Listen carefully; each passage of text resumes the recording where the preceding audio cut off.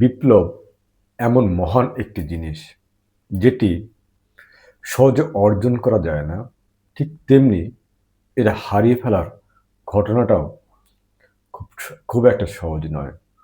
কিন্তু একটি বিপ্লব সংগঠিত হবার পর যখন সেটি হারিয়ে যায়, যখন বিপ্লবীরাই হয়ে ওঠেন চরম স্বৈরাচারী, যখন মানুষের সকল চাওয়া পাওয়া এক এক করে স্বৈরাচারীদের দখলে চলে যায়, যখন একটা জুজুর ভয় দেখিয়ে মানুষকে বিপ্লবের মন্ত্র পড়িয়ে বিপ্লবকে ছিনিয়ে নেওয়া হয়, ঠিক তখন কেমন লাগে? হ্যাঁ, ঠিক এই বিপ্লবকে নিয়েই যারা একটু ভাবেন বা চিন্তা করেন, তাদেরকে নিয়েই, তাদের গল্পটাকেই একটা রূপক আকৃতি দিয়ে জর্জ অরওয়েল তুলে এনেছেন তার বিখ্যাত গ্রন্থ অ্যানিম্যাল ফার্ম। এই গ্রন্থটি অনুবাদ করেছেন আমিনুল ইসলাম। গল্পটির সূচনা হয় ইংল্যান্ডের একটা ছোট্ট খামার থেকে, যে খামারটার নাম ম্যানার্স খামার, ম্যানার্স ফার্ম। এই ফার্মের মালিক জোন্স, একজন বদমেজাজি স্বৈরাচারী ব্যক্তি, যে এক হাতে চাবুক অন্য হাতে বন্দুক নিয়ে তার পোষা প্রাণীদেরকে শাসন করেন। যেখানে ঘোড়া থেকে শুরু করে ক্ষুদ্র মুরগি পর্যন্ত প্রত্যেকটা প্রাণীর উপর তিনি অত্যাচার করেন। ওই খামারের কিছু প্রাণী মধ্যে শূকর, কুকুর, কবুতর, ভেড়া, গাধা সবাই ছিল। এই প্রাণীগুলোর বিভিন্ন নামে নামাঙ্কিত করে তিনি প্রত্যেকটিকে এক একটি চরিত্রে রূপান্তর করে এই উপন্যাসটি রচনা করেছেন। আসুন আজকে দেখি আমাদের এই অ্যানিমেল ফার্মের গল্প। অ্যানিমেল ফার্মের গল্পটা শুরু হয় ইংল্যান্ডের ম্যানার্স ফার্ম থেকে, যেখানে জোন্সের স্বৈরাচারিতা এবং একক আধিপত্যকে কোনো পশুই আর গ্রহণ করতে পারে না। ঠিক সে সময় মেজর নামে একজন শূকর সিদ্ধান্ত গ্রহণ করে তারা প্রতিবাদ করবে, বিপ্লব করবে। দীর্ঘদিন একের পর এক তারা বিপ্লবের মন্ত্র একে অপরের কাছে লালিত এবং পালিত করতে থাকে, এবং একটা সময় গিয়ে মেজর মারা যায়। কিন্তু বিপ্লবের যে মন্ত্র অন্য অন্য প্রাণীদের উপর সে দিয়ে গিয়েছিল, তা একটা সময় গিয়ে সবার ভিতরেই কাজ করে, এবং এক রাতে হঠাৎ তারা শোরগোল করে, এবং জোন্স যখন বের হয়ে আসে তার পশুদেরকে দমন করার জন্য, ঠিক তখনই তারা সবাই বিদ্রোহ করে বসে এবং একটা বিপ্লব সংগঠিত করে। এই সংগঠনের ফলে জোন্স পালিয়ে যায়। শুরু হয় নতুন একটি যাত্রা। এই যাত্রাকে বলা হয়, এবং এই পশুবাদ নিয়ে শুরু হয় আমাদের এই রচনা। পশুবাদে প্রথমেই 7টি নিয়মকে প্রকাশিত করা হয়।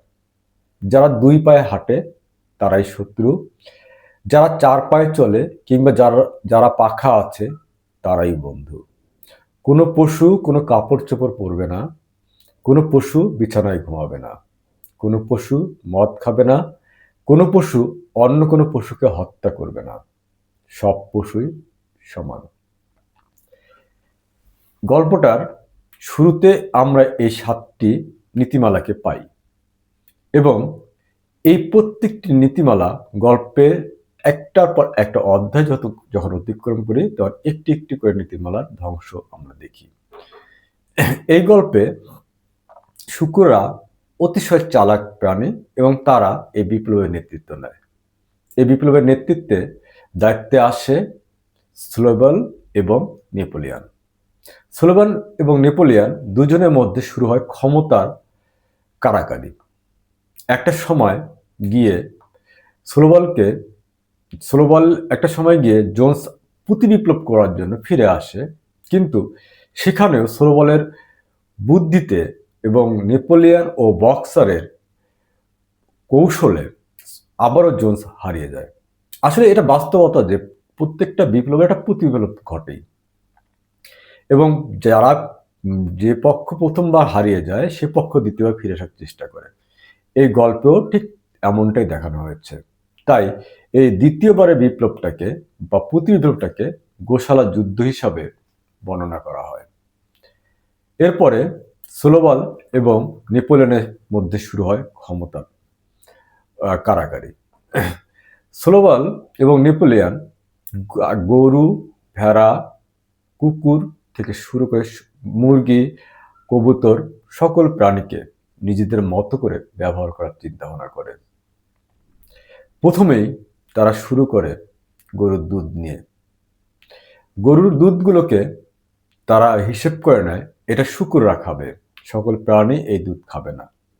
এর কারণ একটাই, সেটি হচ্ছে শুকুররা অনেক বুদ্ধিমত্তার সত্ত্বে এই বিপ্লবটাকে পরিচালনা করছে। যেহেতু একটি খামার পরিচালনা করতে হবে, তাই তারাই এই দুধের ভাগ নেয়। ঠিক এমনই সময় খামারে কুকুরটা 9টা বাচ্চা প্রসব করে। নেপোলিয়ন এই সেও একটা শুয়োর, সেই বাচ্চাগুলোকে নিজের দায়িত্বে নিয়ে নেয়। নেবার পর এই বাচ্চাগুলো এবং গরুর দুধগুলোর হদিস কখনোই পাওয়া যায় না। কিন্তু অন্যান্য প্রাণীগুলো তাদের খাবারের নিশ্চয়তার জন্য, ভালো খাওয়ার জন্য, স্বাধীন থাকার জন্য যখন একের পর এক বিপ্লবের সঙ্গে সম্পৃক্ত হয় এবং নিজেদের কাজের ক্ষমতাকে বাড়িয়ে দেয়, ঠিক তখনই স্লোবাল একটা নতুন প্ল্যান তৈরি করে, আর সেটি হচ্ছে হাওয়া কল। অর্থাৎ সে দেখাতে চায় অন্য খামারিদের তুলনায় তার খামারে একটা আধুনিক যন্ত্র স্থাপন করা হয়েছে, যে যন্ত্র বিদ্যুৎ তৈরি করবে এবং প্রাণীদেরকে শান্তি দিবে। এর জন্য তারা প্রচুর পরিশ্রম করতে চায়। নেপোলিয়ন এতে বিরোধিতা করে।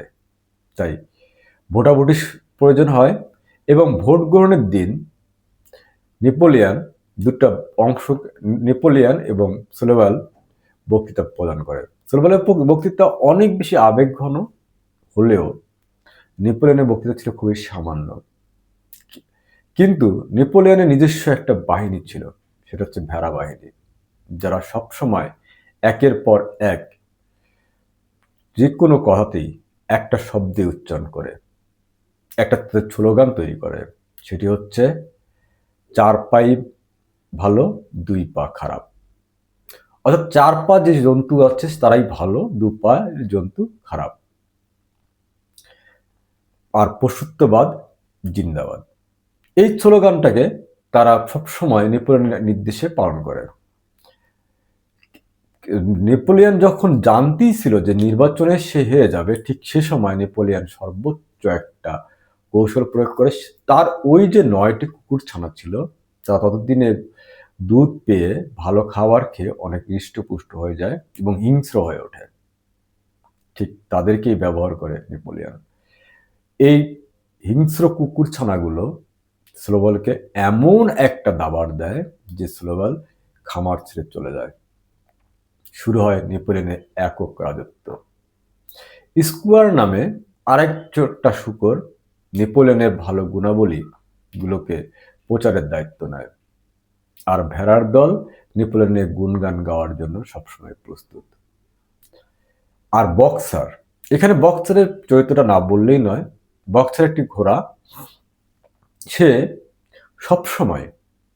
সবসময় বিশ্বাস করত নেপোলিয়ন যা বলে তা সর্বদাই সঠিক, এবং সে কখনো ভুল করে না, এবং সে যেটা করে সেটার জন্য তাকে অনেক বেশি পরিশ্রম করতে হবে। বক্সার তরুণ যুবক এবং তার প্রচুর শক্তি, কিন্তু ভাগ্যের নির্মম পরিহাস, একদিন এই বক্সার যখন কর্মে অদক্ষ হয়ে পড়ে, ঠিক তখনই নেপোলিয়ন তাকে কুকুরের খাদ্য হিসেবে বিক্রি করে সেই টাকা দিয়ে মদ কিনে নেয়। এক মজার ঘটনা দিয়ে তৈরি হয় এই গল্পটা। এই গল্পটায় অন্য একটা প্রাণীর কথা বলা হয়েছে, সেটি হচ্ছে বেঞ্জামিন বা গাধা। আমি যদি ভুল না করি, এই অনুবাদ গ্রন্থ যদি আমি ঠিকভাবে বুঝতে পারি, তাহলে আমি খুব সহজেই বলবো এই বেঞ্জামিন অন্য কেউ নয়, স্বয়ং লেখক জর্জ অরেল। কারণ সেই একমাত্র ব্যক্তি যে বুঝতে পারছিল যে কোনো কিছুই ঘটবে না, যা ছিল সবই স্বাভাবিক, কোনো বিপ্লবের কোনো সুফল পাওয়া যাবে না। সে ভবিষ্যৎ জানতো, তাই কখনোই এই বিপ্লব নিয়ে তার কোনো উচ্চাসা আকাঙ্ক্ষা ছিল না, যা অন্য প্রাণীদের মধ্যে ছিল। একটা সময় গিয়ে প্রাণীগুলো বুঝতে শেখে যে নেপোলিয়ন তাদেরকে দাসত্বের মধ্যে বন্দি করছে। তখন তারা ওই যে প্রথম 7টি নীতিমালা যা দেওয়ালে রাখা ছিল সেগুলো খুঁজতে যায়, কিন্তু দুর্ভাগ্য সেখানে গিয়ে দেখে কোনো নীতিমালা আর অবশিষ্ট নাই। প্রতিটা ঘটনায় ঘটনায় একটি করে নীতিমালার ধ্বংস হয়ে গেছে। এই 7টি নীতিমালার ধ্বংসই এই গ্রন্থটির মূল আলোচ্য। এই গ্রন্থে শেষ দিকে এসে পার্শ্ববর্তী খামারি মালিক ফ্রাঙ্কলিন এবং পিঙ্কলিন, তাদের সঙ্গে নেপোলিয়নের একটা বন্ধুত্বপূর্ণ সম্পর্ক হয় এবং তারা একদিন একসঙ্গে বসে একটা অনুষ্ঠানের আয়োজন করে, মদ্যপানের অনুষ্ঠান, উৎসবের অনুষ্ঠান। সেখানে নেপোলিয়ন ঘোষণা করে মেজর যে স্বপ্ন দেখেছিল পশুবাদের, সেই স্বপ্নদ্রষ্টা মেজরের খুলি, যেটিকে তারা রেখে দিয়েছিল সবার সামনে, প্রতি রবিবার করে যেখানে গিয়ে সমবেত হয়ে তারা পশুবাদের গান গাইত, সেই খুলিটাকে সে সেখান থেকে সরিয়ে দেয়। তাদের যে পতাকা ছিল ঘোড়ার শিং এবং গরুর শিং এবং ঘোড়ার খুরের, সেই পতাকা থেকে সেগুলো মুছে দেয়। অ্যানিমেল ফার্ম, যে মেজরের স্বপ্ন দেখা অ্যানিমেল ফার্ম, পুনরায় পরিবর্তিত হয় ম্যানার ফার্মে। কিন্তু এবং এই প্রাণীগুলো, এই ক্ষুদ্র প্রাণীগুলো তখন দাসে পরিণত হয়ে অবলোকন করে তাদের মালিক বা পূর্ব বনে যাওয়া শূকর নেপোলিয়নের দিকে। একটা সময় তারা দেখতে পায় এই নেপোলিয়ন অলৌকিকভাবে সে এখন 2 পায়ে হাঁটতে পারে। সে চেয়ারে বসে মানুষের সঙ্গে মদ পান করতে পারে, তাস খেলতে পারে। হঠাৎ গল্পের সমাপ্তিতে একটা দারুণ কথা দিয়ে লেখক এখানে শেষ করেছেন।